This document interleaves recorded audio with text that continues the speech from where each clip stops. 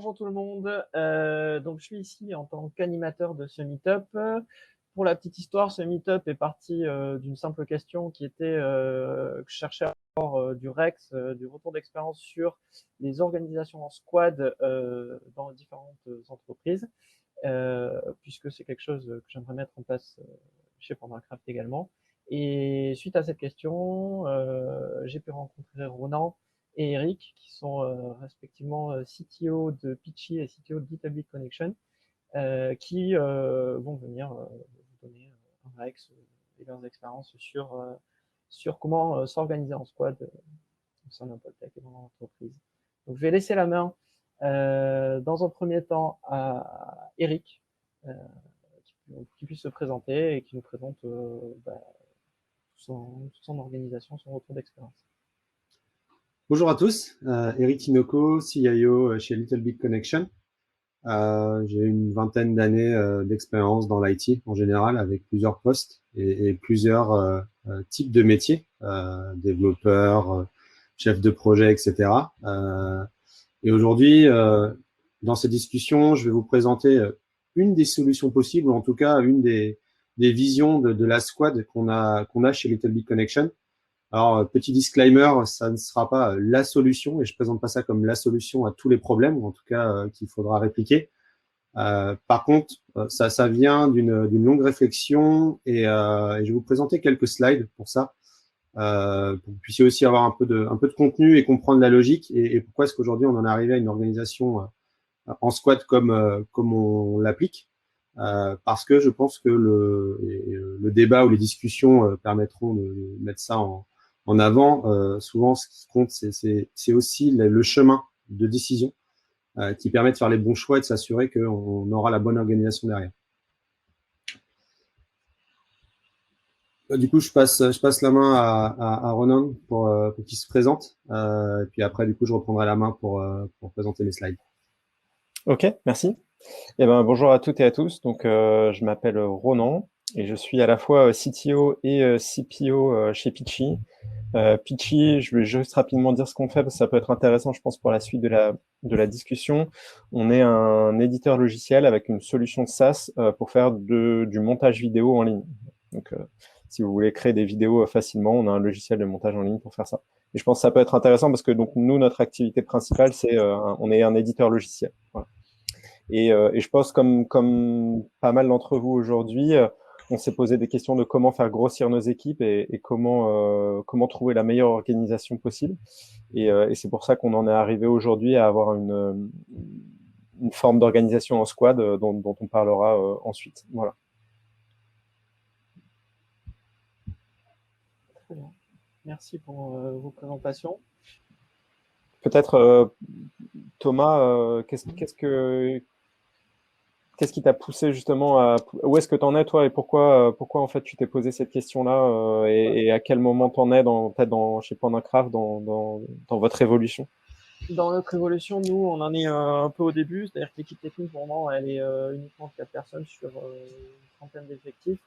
Et le but de ce questionnement de récolter des règles, c'était de justement, sur l'objectif d'ici à 2023, de faire scaler cette équipe par rapport à des besoins internes, des besoins métiers, et donc du coup de voir quelle organisation adopter dans l'augmentation de cette équipe, on va dire de 10 à 15 personnes, de façon à ce que ça tourne bien et que ça fasse sens à la fois pour l'entreprise et pour les équipes, et que le flow soit fluide à la fois pour tout ce qui est delivery, en production, et maintenance de la stack. Donc, c'est dans ce contexte-là que j'avais posé ma question de manière innocente. Alors, je crois que les slides arrivent. Effectivement, Jérémy vient nous donner un petit coup de main. Bon, Pierre, c'est pas grave, sinon… Impeccable. Voilà. Ok. Alors, pour rebondir, l'idée n'est pas d'avoir une longue présentation, encore une fois, d'évangéliser les choses, mais juste de présenter un peu la démarche qu'on a appliquée chez Little Big et qui nous amène à l'organisation telle qu'on la voit. La première chose, on est parti d'un mode très classique. Alors, Agile, Scrum, avec des sprints, organisés plutôt en mode silo ou par compétences, avec un silo produit qui avait pour responsabilité les spécifications, la priorisation, l'assignation et le design, avec le côté UX/UI, qui derrière passer la main au développement, qui était responsable de l'architecture, des estimations, des développements, bien sûr, et puis du testing dans une certaine mesure. Ensuite, on enchaînait sur la phase de test avec responsabilité sur l'analyse, les contrôles et les vérifications, avec tout ce qui est test de non-régression, et on enchaînait sur la partie deployment, livraison avec le go live et les feedbacks des utilisateurs ou autres. Donc ça, c'était le premier schéma qu'on avait qui fonctionnait bien, on va dire, sur une certaine taille d'équipe. Puis les équipes ont commencé à grandir. On a commencé aussi à avoir des problématiques de distance, de ne plus pouvoir tout partager de manière orale et visuelle. Et on en est arrivé à un constat. Le constat, c'est finalement les équipes grandissantes. Pour info, aujourd'hui, on a environ 80 personnes chez Little Big. Et l'année dernière, on va dire début janvier, on devait être une petite trentaine. Donc, c'est aussi cette partie-là ou particularité-là qui nous a amené à nous poser la question de finalement, est-ce qu'on avait la bonne organisation, est-ce qu'on était efficace tel qu'on l'était. Donc, on en a relevé pas mal de points. La première chose, c'est finalement, finalement, vers qui je dois me tourner pour savoir ce que je dois faire ou trouver l'information. Effectivement, on avait un mode silo, on avait plusieurs product owners, plusieurs team leads, etc. Et donc, on avait un peu cette particularité de pas trop savoir vers qui se tourner, même si on avait les cérémonies classiques, on avait toujours un moment où il y avait un espèce de trou dans la raquette. Le deuxième constat, c'est finalement cette excuse de « Ah oui, mais moi, j'ai pas pu avancer parce que j'ai pas eu ma réponse. » Ou voire, je l'ai pas du tout, je n'ai même pas demandé une réponse. La finalité de tout ça, c'est que tout le monde se plaignait de ne pas avoir du temps, de pouvoir finalement faire le job ou de pouvoir partager les infos comme il fallait. À ce moment-là, on s'est posé la question, on s'est dit, OK, mais comment est-ce qu'on peut corriger ce problème-là? Est-ce que finalement, on s'organise et on trouve des solutions telles qu'on l'est, ou est-ce que c'est l'organisation qui n'est pas adaptée? Donc, on a enchaîné sur une phase de benchmark. Et là, il y a eu deux personnes de mon côté que je salue au passage, Romain et Yacine, qui ont fait un gros boulot de finalement aller benchmarker d'autres organisations, de se poser des questions, de discuter avec d'autres personnes. Un peu le travail que Thomas a commencé à faire, de regarder un peu ce qui se passe autour et de se dire que finalement, il y a peut-être déjà une solution ou quelque chose de tout près à notre problématique. Autre point important, on a aussi beaucoup discuté en interne. On a impliqué le COMEX et les équipes au global pour finalement nous être capables d'avoir une espèce de vision 360 et de pouvoir vraiment avoir toutes les dimensions du problème et d'embarquer tout le monde. C'est un point aussi que je voudrais souligner dans ce passage en squad. Il est important à un moment de ne pas travailler en silo ou de se dire que je vais réorganiser mon équipe et que ça va marcher. Il faut être capable de voir ça vraiment au niveau entreprise. Alors, forcément, si on parle de 20 000 personnes, ça va être compliqué. Mais dans des structures qui sont plutôt à taille humaine ou à taille raisonnable, il ne faut pas hésiter. On veut vraiment embarquer les gens pour qu'on puisse avoir une espèce de retour en live et que derrière, on puisse proposer la meilleure solution et surtout qu'on ne débarque pas comme ça avec voilà comment on va faire. Puis prenez-le et on avance, quoi. Il faut aussi bien penser à ce côté communication, à ce côté équipe. Et la communication, aujourd'hui, elle doit partir vraiment, elle doit être dans les deux sens, top-down et down-to-top. Donc ça, c'était le constat et finalement la première démarche. Et on en arrive à la solution qui nous semble être la plus carrée pour nous. On a décidé de passer en ce qu'on appelle une cross-functional teams.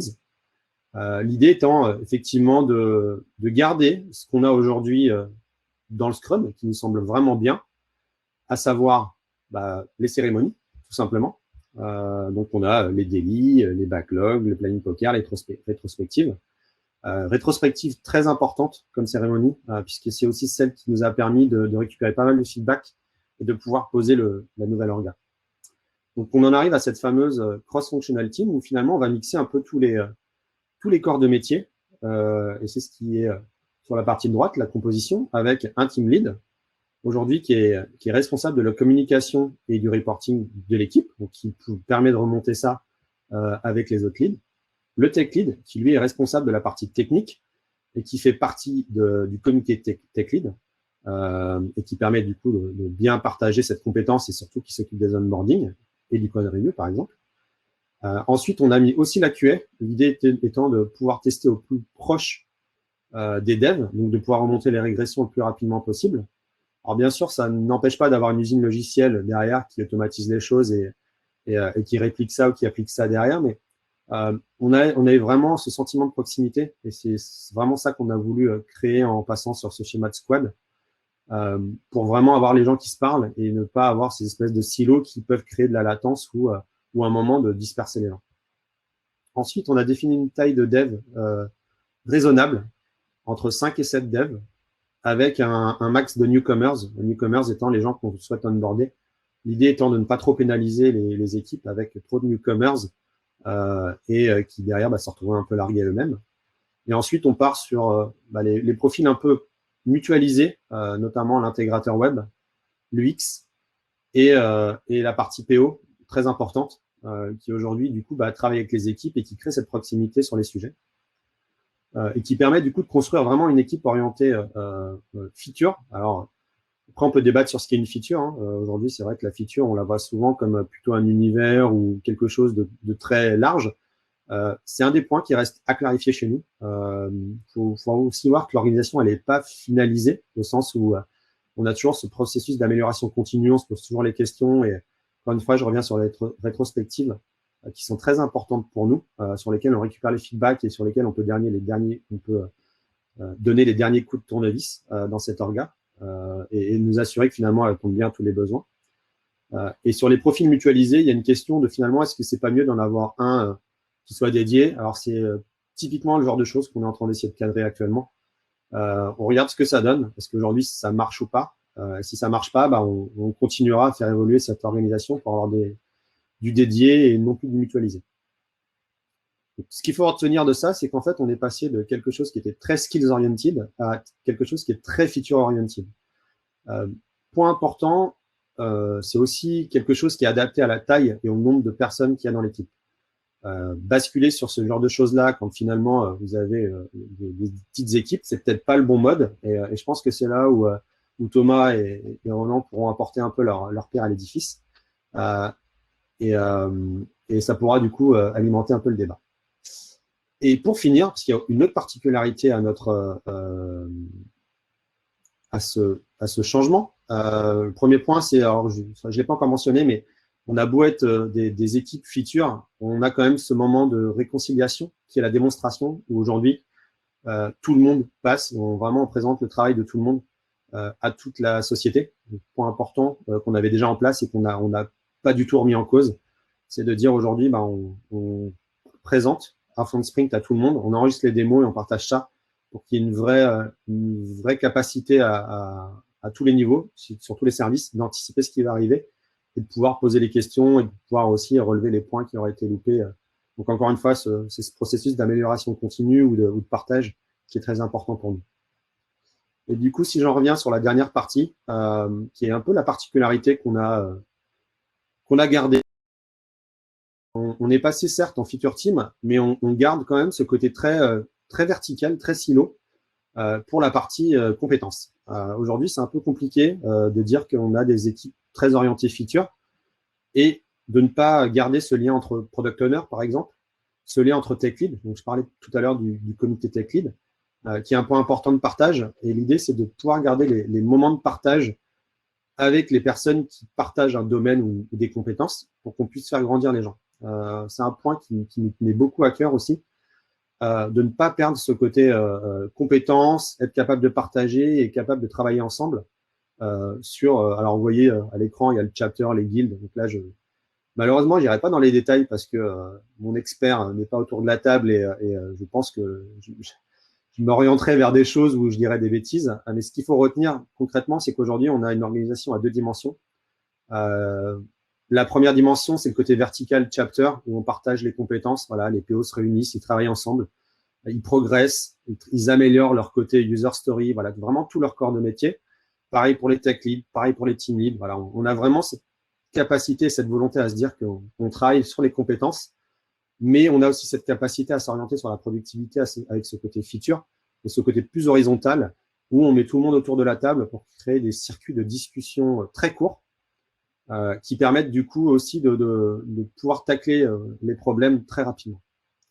Donc voilà la solution Little Big, qui, je répète, n'est pas la solution que je pousserai pour tout le monde. Encore une fois, c'est celle qui est adaptée à notre façon de faire et qui aujourd'hui nous permet d'atteindre une productivité qui est proche de la cible. Top. Merci pour la présentation. Il y a quelques questions qui sont arrivées, notamment une de Romain qui demande si quel profil a le team lead. Est-ce que c'est un profil technique, produit ou autre? Alors, le team lead aujourd'hui, si j'essaye de le caricaturer, c'est un Scrum Master qui dev. Voilà, pour permettre à tout le monde de comprendre ce qu'il est. Donc, c'est quelqu'un qui aujourd'hui a plutôt une compétence technique parce qu'il doit pouvoir faire du dev, faire du code review. Mais c'est quelqu'un aussi qui a une forte appétence produit et qui souvent a une capacité à extrapoler et à pouvoir appliquer les bonnes méthodes Scrum et à pouvoir avoir une vraie discussion avec le PO. Alors, par contre, point important, l'avantage aussi de basculer en feature team, c'est que finalement, la compétence produit ou les discussions produits sont vraiment deviennent partagées avec tout le monde. Donc, on n'a plus de profil très technique. On a aussi une volonté à faire des profils dev, des gens qui sont capables de réfléchir et de proposer des choses niveau produit. Donc, c'est un des points que je mettrai aussi en avant par rapport à cet orga, c'est que finalement, on n'a plus le côté ou dev, et puis il va juste produire la user story qu'on lui a demandé. Il va être aussi capable de discuter avec le produit, avec le PO, de challenger les user stories, et finalement, encore une fois, de pouvoir éviter des problématiques de perf, voilà, on a oublié tel cas, on a oublié telle règle métier, etc. Et pouvoir ajuster très rapidement les choses. Ok. Donc, parce qu'il y avait d'autres questions sur le sujet, dont une de Laetitia, qui demandait si le team lead, c'est vraiment un rôle à part par rapport au PO ou au tech lead. Je crois que tu as un petit peu répondu. Là. Ouais, c'est un poste à part entière. Aujourd'hui, les équipes, on ne se passe pas d'un team lead, on ne se passe pas d'un tech lead, on ne se passe pas d'un PO. Aujourd'hui, on n'essaye pas de mutualiser, on n'essaye pas de… Voilà, c'est pour ça que j'avais mis les responsabilités de chacun, parce qu'il n'y a pas de… Alors, certes, ils se complètent, et c'est comme ça qu'on arrive à avoir quelque chose d'homogène, et ça permet vraiment d'avoir quelque chose sans trop de couture ou sans trop de gap. Mais aujourd'hui, il n'y a pas de… Voilà, il n'y a pas de volonté de faire du team lead, un espèce de PO ou tech lead. C'est quelqu'un aujourd'hui qui a un poste à part entière dans l'orga, qui a son propre carrière pass, parce qu'il ne faut pas oublier qu'aujourd'hui, cette orga, elle est aussi liée à notre parcours RH, où aujourd'hui, on peut évoluer de team lead on peut changer de métier tout simplement si on veut. On peut aussi évoluer dans l'organigramme, mais c'est vraiment un poste qui est identifié et qui fait partie, voilà, de la job desk, des job desk qu'on a chez Little. Ok, top. Il y avait également une question qui était que vu que le team lead c'est un Scrum Master qui dev, quelle est la différence en fait avec le tech lead? C'était une question de Mathieu. Alors, on a des ABAC, on calcule la vélocité, et un team lead aujourd'hui, on lui donne un pourcentage de développement à hauteur de, je sais plus, je crois que c'est 25 ou 30%. Le tech lead, lui, il a un pourcentage à hauteur de 25-30%. Le dev, lui, il est beaucoup plus. Je crois qu'il a 75 ou 80%, puisqu'on tient compte de toute la partie réunion, daily, etc. La différence entre le team lead et le tech lead, c'est que le tech lead, lui, il va être très orienté architecture. Donc, c'est quelqu'un qui va participer au choix technique de la plateforme. C'est quelqu'un qui va du coup être capable de construire les dossiers techniques. C'est quelqu'un qui va être capable de driver les gens techniquement, voilà, d'expliquer aux gens finalement ton code, il est pas bien fait parce que il y a des problèmes de performance, parce qu'il y a des problèmes de sécurité, parce que tu n'as pas utilisé les bons DTO, etc. Donc voilà, c'est quelqu'un qui va être beaucoup dans le mentoring technique et qui en plus va avoir un vrai rôle, encore une fois, sur la construction de la plateforme et sur sa capacité à être déployé en production. Là où le team lead, lui, il est plutôt orienté métier, processus et suivi de l'équipe. On va dire que c'est un peu le pendant RH du tech lead. Le tech lead, il n'a pas du tout de sujet de gestion d'équipe, de RH. Là où le team lead va être beaucoup plus en capacité de suivre la personne, de discuter avec elle sur des sujets qui vont au-delà du technique. Ok, top, merci. Une petite question de Marie qui demande qui est responsable des mises en production. Alors là, on garde quand même un schéma très classique. C'est qu'effectivement, pendant le circuit de dev, on a cette feature team. Après, on continue à garder un processus de QA où la QA valide, fait les tests de non-régression avec un peu le côté end-to-end. Donc finalement, on met toutes les briques qu'on a pu construire pendant le sprint dans le même sac, et puis la QA, elle est là pour valider qu'on peut partir en prod avec. Ça reste aujourd'hui, il y a toujours un point de go-no-go suite à cette partie TNR, qui est lui dédié enfin, pardon, pas dédié, mais qui est aujourd'hui assuré par moi et Romain, qui est le profil un peu, alors c'est un PM un peu hybride, voilà, c'est un PO ou un PO hybride. Voilà, c'est quelqu'un qui aujourd'hui est un peu transverse sur la partie produit. Et aujourd'hui, c'est nous qui, en fonction des retours de la QA, donnons le go ou no go pour la release. Okay, alors, il y a pas mal de questions. Je fais attention aussi au temps qui file. Alors, je n'ai pas bien compris la question, mais je vais quand même la poser. Qui fait les one-to-one? Alors, Will, peut-être si tu veux préciser. Je ne sais pas si c'est clair pour toi la question. Oui, alors je vais essayer d'y répondre. On va dire qu'on va laisser Will me rebondir si je dis une bêtise. Okay. Alors, les one-to-one aujourd'hui, c'est les team leads qui vont les assurer quand on parle de sujets très, très orientés sprint et productivité. Après, les managers, parce que là-dessus, aujourd'hui, il y a quand même quelque chose, c'est qu'au niveau de la structure de Little Big, on a quand même des managers et des gens qui sont responsables hiérarchiquement d'une personne. Et j'en ai pas du tout parlé. Hein. Vous voyez qu'aujourd'hui, je n'ai pas parlé d'RH, je n'ai pas parlé le team lead. Aujourd'hui, c'est potentiellement pas le manager de son équipe. Il est responsable de l'équipe sur un plan produit et productivité. Mais le côté RH, ça reste le manager qui est responsable et c'est le manager qui doit organiser les one-to-one avec ses managers. Donc, on fait bien la différence entre les deux. C'est très clair. Moi, j'avais une petite question. J'en profite aussi. Oui, oh non, c'est bon. Non, c'est pas, peut-être que, parce que je pense qu'il y a plein de questions, il y a peut-être des trucs que je vais couvrir rapidement dans ma presse, sans vouloir, je veux pas du tout tirer la couverture à moi, c'est pas l'idée, mais si vous voulez que je vous montre vite fait, moi j'ai juste 3 slides à montrer et raconter un tout petit peu notre histoire. Et je pense qu'il y aura peut-être certaines réponses ou qu'on pourra ensuite enchaîner sur la totalité des questions. Il y a plein de trucs hyper intéressants, mais ou alors on fait les questions et on n'est pas obligé. Il n'y a pas de souci, je surveillais le temps pour essayer de faire moitié-moitié et à 30 quand tu étais au Ah, ok, d'accord. On peut enclencher tout de suite si tu veux, et si les choses se recoupent, on répondra juste après. Donc, vas-y. Ok, alors je vais essayer de partager mon écran, à moins que... Où est-ce qu'on fait comme... C'est Jérémy qui avait partagé tes slides, Eric? Ouais. Peut-être que tu y arriveras, hein. Peut-être que c'est de mon côté qu'il y a un problème technique. Non, mais dans ce cas-là, si Jérémy peut partager mes slides, et puis dans ce cas-là, on peut prendre une question en attendant que les slides arrivent, une autre question intéressante. Moi, il y avait un truc, il y avait une question, je pense que dans le modèle que tu as présenté, Eric, effectivement, et notamment dans ta dernière slide, cette slide, c'est tiré souvent du modèle de Spotify. Je pense qu'il y a sans doute pas mal de personnes avec nous qui connaissent ce truc-là. Nous, il y a aussi un autre modèle qui est intéressant. Je pense qu'on va peut-être pas rentrer dans ce modèle-là et dans la critique de ce modèle en particulier, mais moi, je pourrais dire ce qui me paraît poser des problèmes de mon côté. Il y a aussi un autre modèle qui s'appelle le SAFE. Et quand tu parles des démos, Eric, de votre démo commune, ça fait partie peut-être justement des certains événements du SAFE. Donc dans le SAFE, il y a un concept de programme incrément et tout ça. Donc ça, c'est pour tous ceux qui sont dans la conférence et qui veulent avoir avoir des informations là-dessus. Je leur conseille de regarder ces deux trucs-là, le modèle Spotify et puis ce que c'est que le SAFE. Et ils auront déjà plein de pistes intéressantes d'organisation. Je vais raconter rapidement un petit peu notre histoire chez Pitchy. Donc là, dans la slide que vous voyez, nous, on a commencé, on était une équipe de dev il y a à peu près un peu plus de 2 ans. On était une équipe de dev, on faisait du Scrum. Je vais reprendre plein de choses qu'a dit Eric. Avec des livraisons, donc on faisait du Scrum classique, vraiment la base, avec des sprints de 2 semaines. Enfin, je sais pas si c'est la base, mais ça m'a l'air d'être un consensus, souvent d'avoir des sprints de 2 semaines. Alors nous, comme on a un éditeur de logiciel et qu'on maîtrise notre plateforme, enfin c'est nous qui faisons l'hébergement de notre logiciel, c'est du SaaS, c'est nous qui maîtrisons nos mises en prod. Donc normalement, on est censé faire des mises en prod on était censé faire des mises en prod toutes les 2 semaines.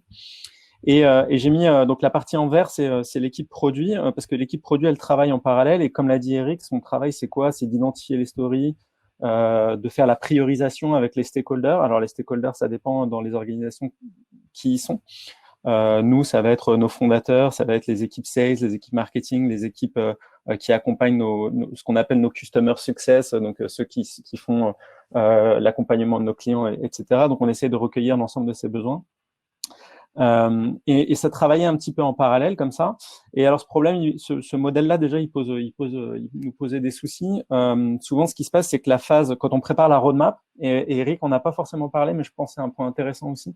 Dans l'organisation en squad, il y a aussi comment ça fonctionne avec le produit et comment on construit les roadmaps et comment on livre le logiciel.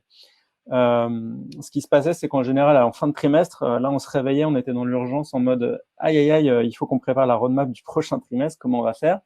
Alors, les PO, ils avaient préparé à peu près des stories, mais il fallait qu'on les size. Mais comme on avait des deliveries qui arrivaient, qui étaient déjà en retard, on faisait des sizing.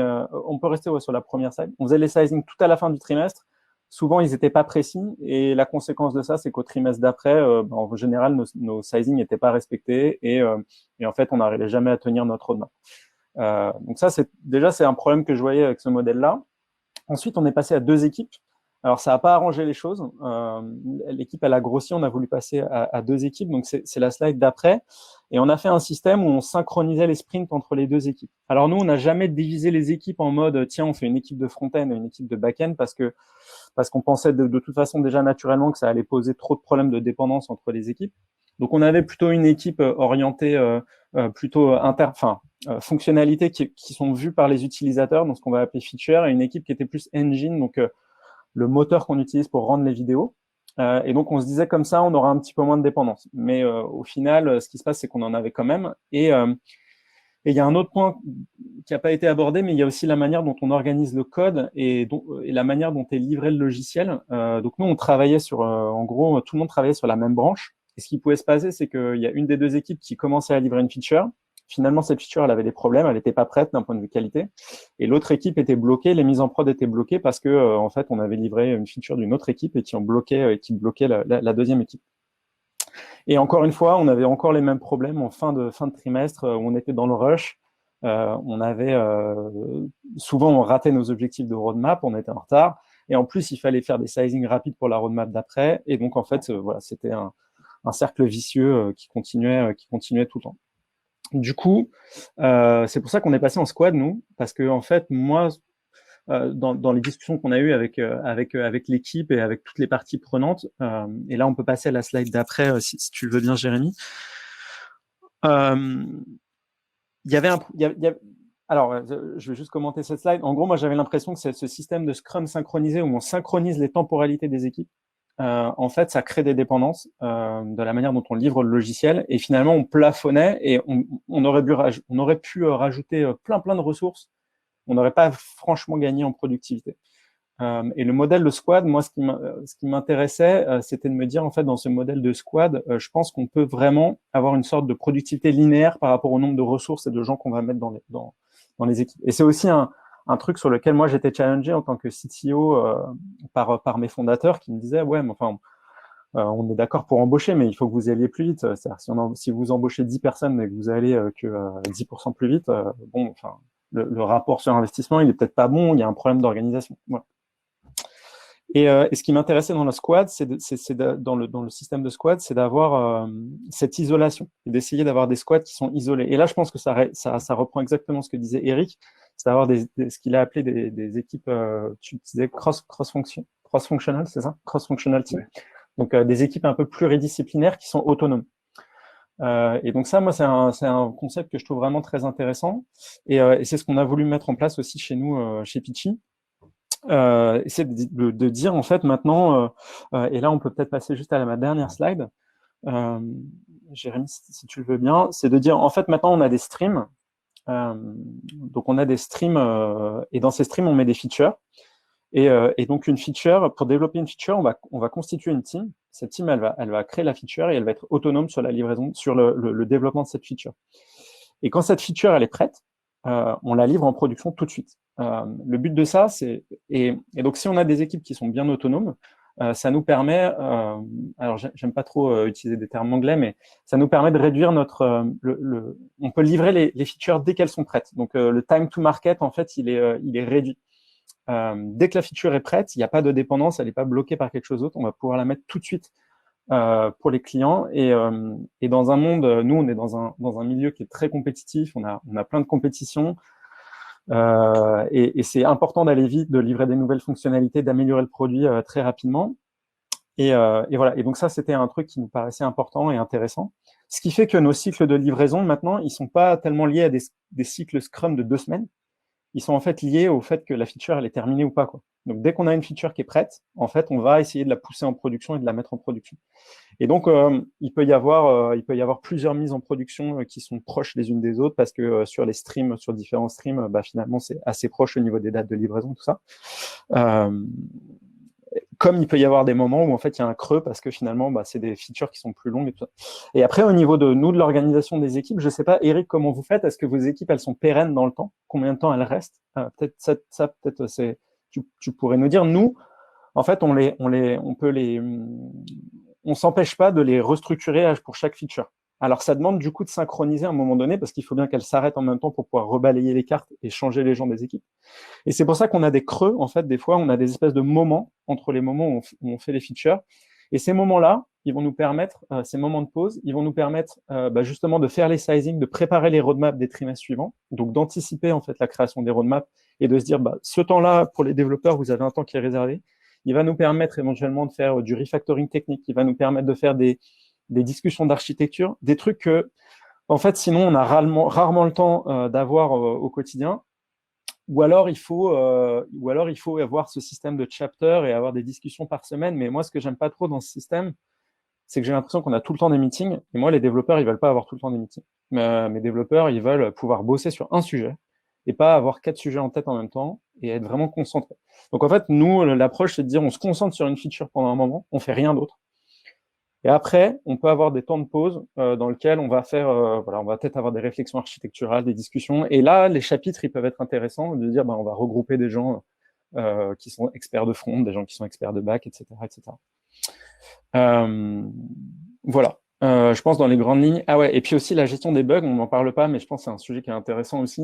Avant, dans notre système précédent, en fait, les bugs, on les intégrait à l'intérieur des sprints et ça marchait jamais parce que en fait, les bugs, souvent, ils sont moins prioritaire que des nouvelles features d'un point de vue business. Et nous, on avait nos fondateurs ou nos équipes sales qui nous disaient, ouais, mais d'un point de vue business, il faut que tu dises telle et telle feature, c'est vraiment important.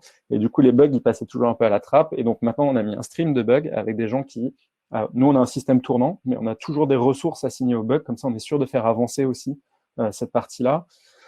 Et la partie des bugs, c'est hyper important pour la satisfaction client. Je pense que tous les gens qui sont aujourd'hui dans ce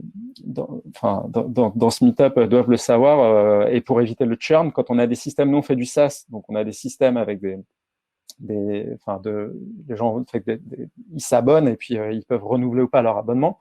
Il faut qu'ils soient satisfaits, sinon ils s'en vont.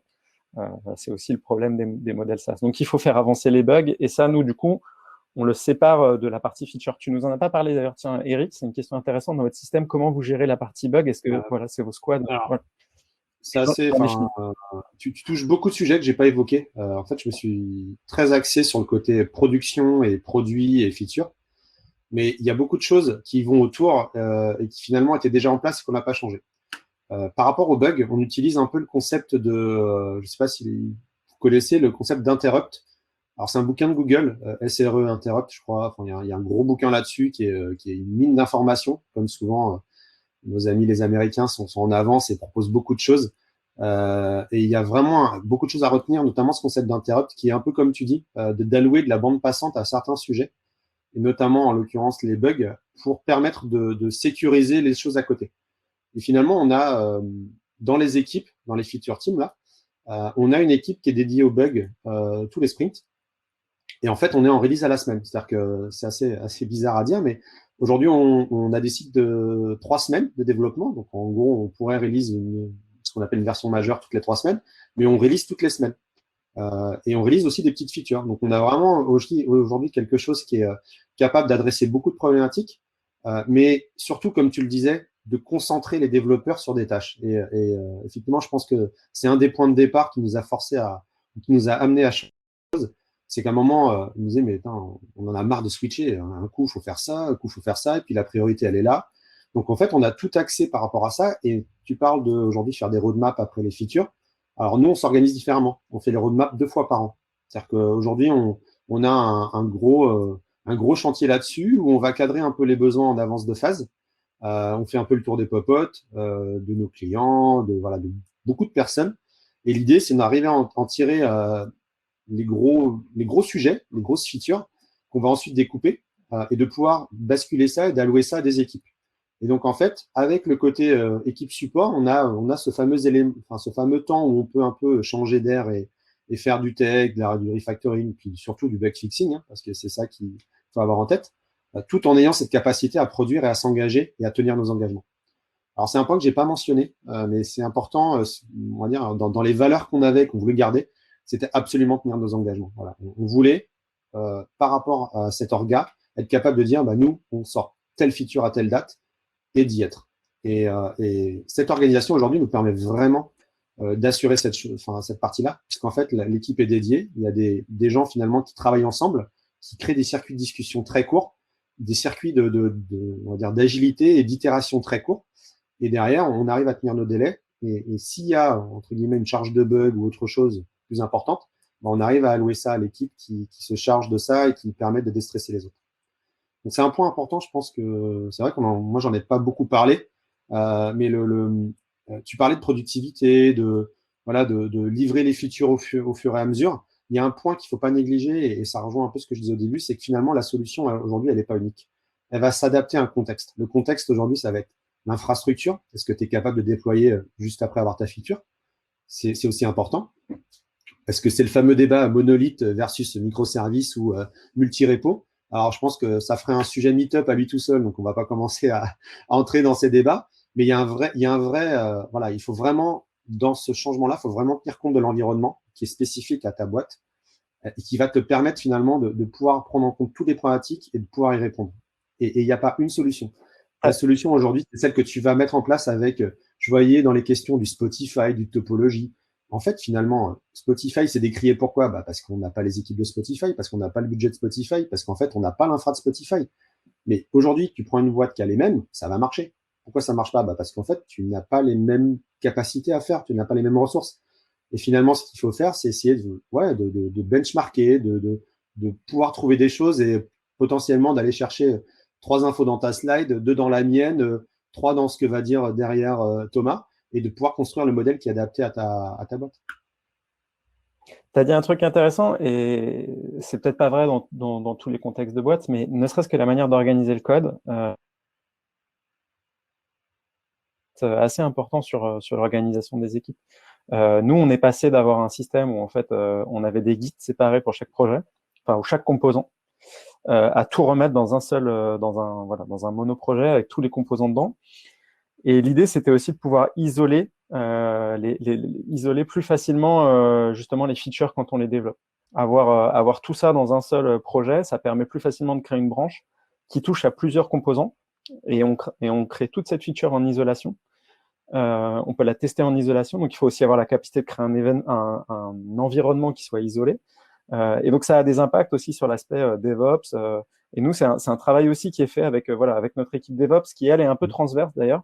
Elle n'est pas vraiment nos DevOps, ils sont pas intégrés dans les feature teams, mais ils travaillent justement sur des outils pour pouvoir facilement créer un environnement basé sur une branche, sur une feature en cours, pour pouvoir la tester et être serein aussi du coup sur la livraison de cette feature, de dire voilà, on peut ensuite la réintégrer sur master et la livrer en production, etc., etc.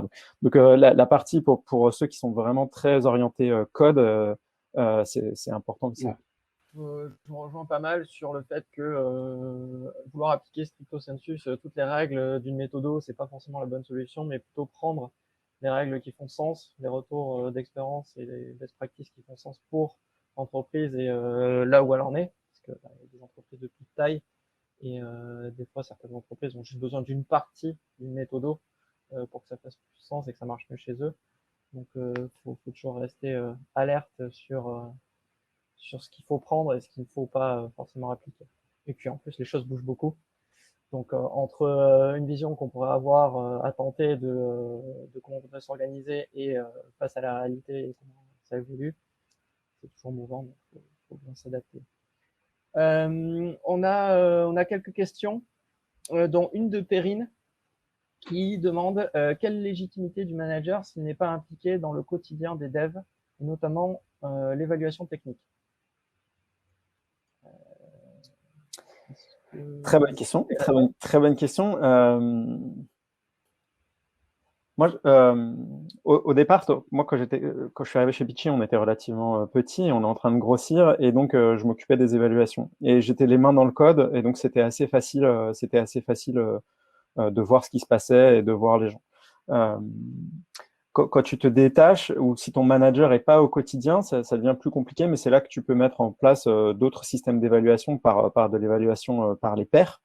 Ça peut être un système où les uns et les autres mettent des évaluations. Après, je pense que la question aussi, c'est à quoi servent les évaluations.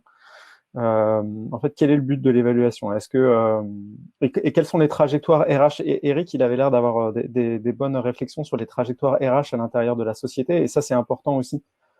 Pour pas faire de bullshit comme c'est une des valeurs a priori de TechRox. Moi, dans les boîtes, finalement, c'est quoi les possibilités d'évolution d'un développeur? C'est devenir meilleur techniquement et d'aller vers de l'expertise technique, ou pour certains d'aller vers du management, mais ça va pas être c'est pas non plus des trucs incroyables, quoi. Enfin, ils vont pas devenir c'est compliqué, il y a pas beaucoup de place pour, si c'est devenir CTO par exemple, il y a quand même pas beaucoup de place. Souvent quand on est dans une organisation, il y a un CTO, et donc finalement les évolutions, donc à quoi servent les évaluations? Est-ce que ça sert aux augmentations de salaire? Et dans ce cas-là, enfin voilà, comment t'évalues ça? Je pense il faut définir à quoi servent les évaluations. Et pour savoir si vraiment le manager ou pas, il est approprié ou pas. Est-ce que tu veux juste faire une évaluation technique, mais est-ce qu'il y a que l'aspect technique? Est-ce qu'il y a l'aspect, aujourd'hui, il y a quand même un aspect aussi savoir vivre dans l'entreprise, mentoring, esprit d'équipe. Il y a d'autres dimensions que juste l'expertise technique qui font qu'un manager peut être pertinent je pense, pour évaluer des gens, suivant un peu la grille que vous pouvez avoir dans votre société pour évaluer, en fait. Ouais, bah, pour rebondir un peu sur ce que tu viens de dire, aujourd'hui, on n'est plus sur le côté très simpliste où en fait l'évolution c'était bah, tu passes manager, puis bah, après tu grimpes, tu gravis les échelons. Aujourd'hui, on a affaire à beaucoup de personnes qui finalement focalisent sur l'expertise, ou en fait qui veulent évoluer dans l'expertise plutôt que dans le management. Donc en gros, sur cette partie horizontale versus verticale que je mentionne beaucoup. Et nous aujourd'hui côté RH, on a justement on a des carapaces qui permettent de monter sur les deux axes. Alors, voire d'avoir quelque chose plutôt en escalier. Et dire, bah voilà, je vais être expert, et puis après, peut-être que je vais commencer à faire un peu de management, etc. Il faut aussi et c'est un gros boulot des RH chez nous, de pouvoir travailler sur finalement le bien-être du collaborateur et de pouvoir lui proposer des choses sur lesquelles il peut se projeter. Là, on en revient sur des choses de culture d'entreprise, etc.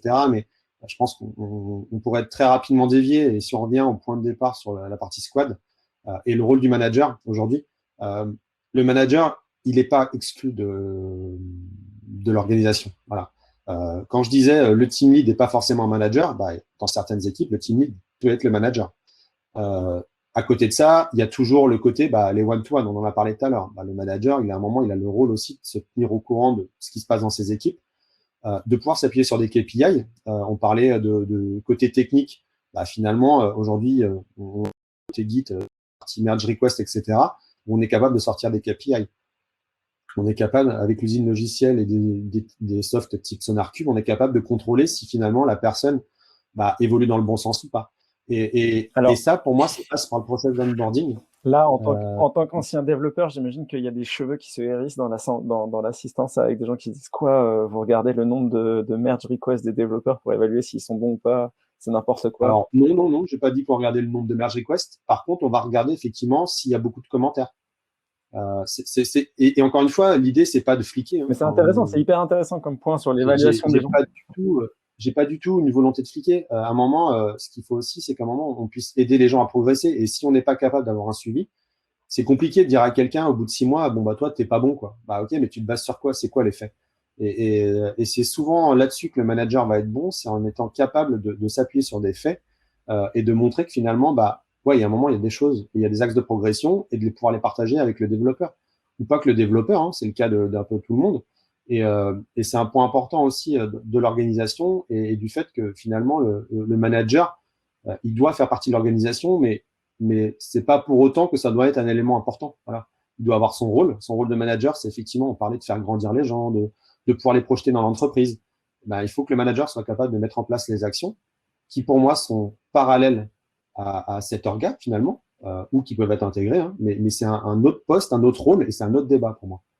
Comment vous faites, Thomas, toi, on t'a pas beaucoup entendu, comment tu fais pour évaluer comment ça se passe, le Moi, processus déjà, la d'évaluation? première question que je me pose, c'est qu'est-ce que j'attends de telle ou telle personne? Parce que là, on parle surtout d'évaluation technique, mais alors ça dépend du poste et de la personne qu'on cherche, cette question, parce que si on vient chercher quelqu'un qui a une expertise technique très forte sur un sujet en particulier, c'est sûr qu'on va plutôt avoir tendance à évaluer quel est son niveau, à quel niveau de vélocité, est-ce qu'il est bon, sur la compétence, des conseils, etc.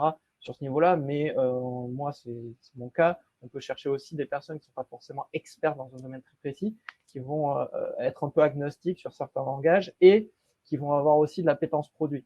C'est pour moi important parce qu'une personne où tu vas chercher ça peut t'aider sur d'autres aspects que les aspects techniques. Et pour un développeur, avoir une appétence produit va aussi lui permettre de venir t'aider et faciliter les flows, les interactions entre les gens, du travail avec un PO ou d'autres personnes, la fluidité des échanges, etc. Donc, est-ce que seule l'évaluation technique fait sens? Pour moi, ça dépend vraiment de ce qui est attendu sur le poste et par rapport à la personne. Il y a aussi l'aspect humain, ce genre de choses. Donc, moi, cette évaluation technique, elle est faite. Alors, ça peut m'arriver de la faire, mais je la fais de manière assez objective à travers d'autres outils comme CodeClimate, savoir suivre le niveau de test coverage, suivre le niveau des techniques et maintenabilité du code qui a été produit, etc. via certains outils externes. Après, comme j'ai pas une énorme équipe, les échanges sont quand même assez de proximité entre eux et moi, donc je me rends compte bien, soit à travers des reviews de code, soit à travers des fois leur demande de spécifier techniquement des choses à produire, voir quel niveau ils atteignent de qualité et ce qu'ils apportent. Donc c'est pas, pour moi, c'est pas, il faut pas se focus. Après, c'est juste mon expérience, hein, se focus uniquement sur un pan, mais vraiment rechercher ce qu'on demande à la personne, ce qu'on attend d'elle, et sur ces différents pans, voir où se situe la personne et est-ce qu'elle évolue aussi dans le temps, parce qu'il y a ça qui est important, et qu'est-ce que nous aussi on fait en tant que manager pour accompagner cette personne dans l'amélioration. C'est un peu mon point de vue. Est-ce que tu veux qu'on reprenne des questions, peut-être? Ouais. Alors, on a une question, là, je prends par ordre de vote. Une question de Michael. Quel est l'output des chapters? Ont-ils leur propre roadmap? Planning s'organise-t-il sans péter les plannings des feature teams? Et d'ailleurs, peut-être qu'on peut faire venir les gens sur scène, Thomas, s'ils veulent poser leurs questions d'ailleurs. Avec plaisir. Je cherche juste comment on fait ça, puisque c'est la première fois pour moi. Je crois qu'il faut qu'ils lèvent la main. Il faut, si par exemple, si Michael, je crois qu'il faut qu'il lève la main et ensuite on peut les accueillir sur scène, donc n'hésitez pas. Michael qui a levé la main à l'instant. Jérémy, si tu m'entends, tu vois comment on fait ça. Salut. Ah, excellent. Pour Michael. Bonjour. Ouais, du coup, nous, ça fait quelques années donc déjà, merci pour les conférences. Très intéressant de voir d'autres perspectives. Nous, ça fait quelques années qu'on utilise des squads chez Gatorand Europe. Ça fait 5 ans à peu près, et on a itéré plein de fois sur les process et sur la façon de s'organiser. Et notamment, nous, clairement, les chapters, c'est un sujet. On en a, donc on a des roadmaps back-end, des roadmaps front-end et d'autres choses. Et c'est vrai qu'on n'arrive pas encore à trouver complètement l'équilibre sur comment faire avancer ces roadmaps-là. Donc les roadmaps des chapters, ça va être, vous l'avez dit, des refactoring, mais aussi des roadmaps techniques comme je sais pas, extraire certaines parties du code, ou ça peut être tester, faire un peu de R&D, tester des nouvelles technologies pour éventuellement régler certains problèmes, anticiper certains sujets qui peuvent venir dans le futur. Ça peut être plein de choses. Des fois, ça rentre bien dans le cadre des feature squads, des fois pas vraiment. Et la limite entre qui le fait, entre les feature squads et les chapters, elle est pas évidente. Et c'est là que, en fait, malgré le travail des estimations, je pense qu'on sait tous que les estimations, c'est un peu, c'est de la science. Disons que on essaye de faire au mieux, mais souvent on peut se tromper. Et donc des fois les feature squads peuvent prendre du retard. On a des buffers pour essayer d'avoir comment dire, de fixer ces retards. Mais par contre, bah, en général, les roadmaps des chapters, c'est souvent elles qui vont avoir un impact.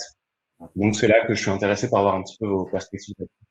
Moi, j'ai une question pour toi, Michael. Est-ce que vos équipes, elles sont stables, vos feature teams, elles sont stables dans le temps, ou est-ce qu'elles bougent et quelle souplesse vous avez dans le fait de la réorganiser? Alors, elles bougent pas.